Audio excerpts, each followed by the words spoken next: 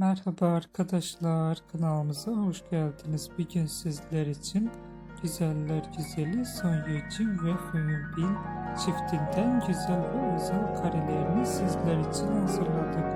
Onlar Crush Let It On You filmde sevgili olmuştular ve 2021 Ocak ayının birinde sevgili olduklarını açıklamıştılar. 2022 yılı Mart'ın 31'inde evlenmiştiler. Biz de sizler için onların güzel ve özel karelerini hazırladık. Bu videoların devamı gelmesini istiyorsanız da kanalımıza abone olup yorum yazmayı unutmayın.